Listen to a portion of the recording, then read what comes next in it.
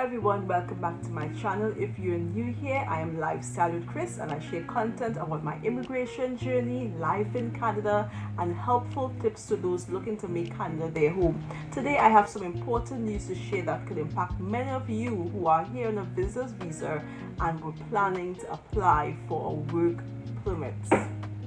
Things are changing, guys. Things are changing. So let's dive right into it. Recently, Canada made a significant change to its immigration policy regarding work permits for visitors. As of now, if you're in Canada on a visitor's visa, you can no longer apply for a work permit from within the country. Apply from your home country or another country where you have legal status. Now, let's talk about what happened before this happened. This is a big shift from what we had before. Previously, visitors could come to Canada, find a job, and apply for a work permit without having to leave the country. This made it easier for people to transition from being a visitor to a worker, especially if they found a job that was suitable, right? Who does this affect? Well, if you're in Canada on a visitor's visa and were planning to switch to a work permit, this change means you will have to rethink your plans. Instead of applying while you're here, you will now have to go back to your home country or to another country where you can legally apply for that work permit. This can mean additional cost, time, even some uncertainty about whether or not your application will be approved. So what can you do now if you're a visitor in Canada?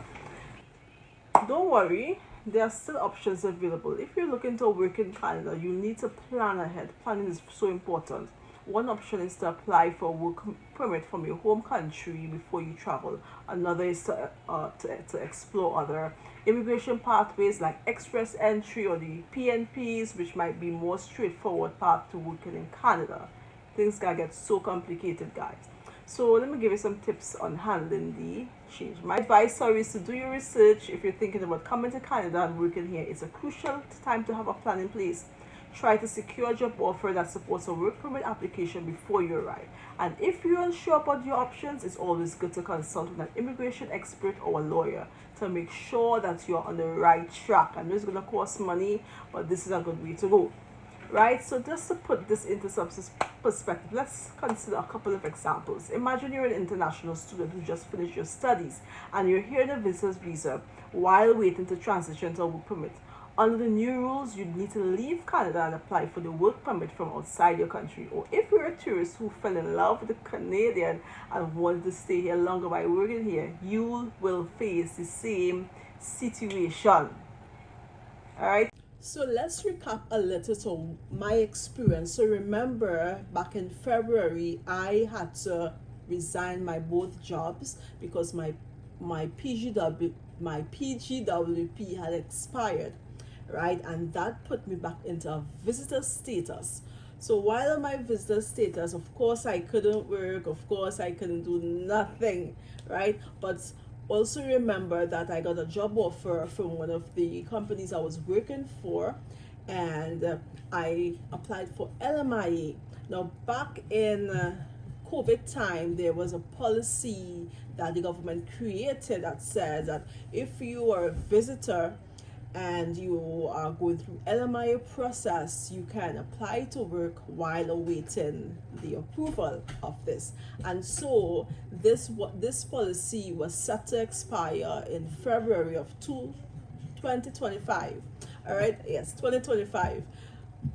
So I fell under that category. So as a visitor, I was able to apply for what is known as a work authorization, and this is a policy that they just canceled.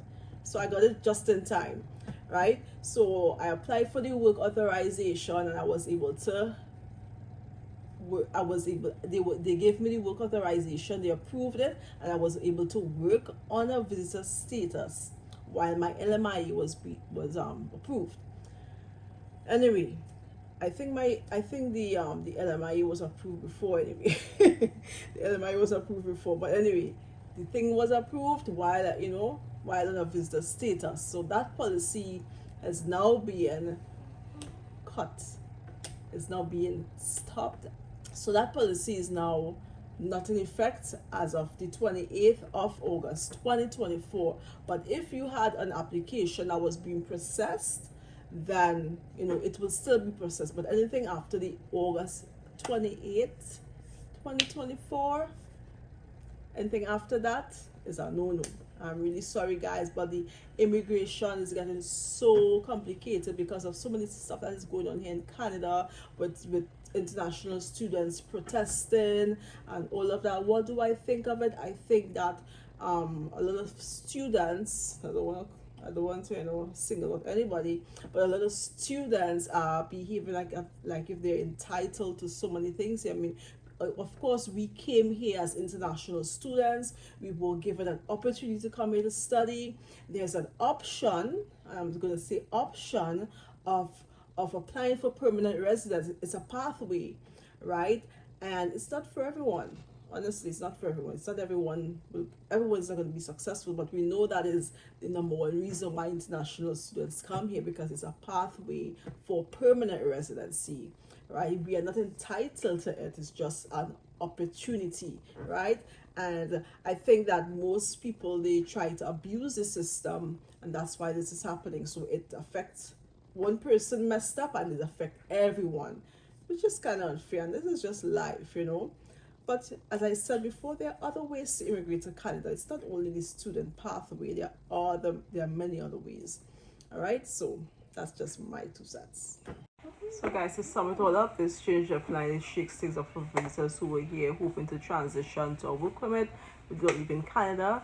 It's more important than ever before to plan ahead and understand the process before making any big decisions. So if you found this information helpful, don't forget to give this video a thumbs up and share it with anyone who might be affected by these changes.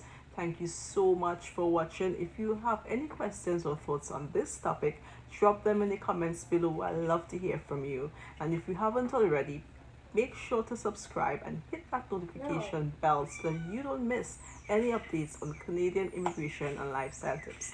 Until next time, take care and stay informed. Bye-bye.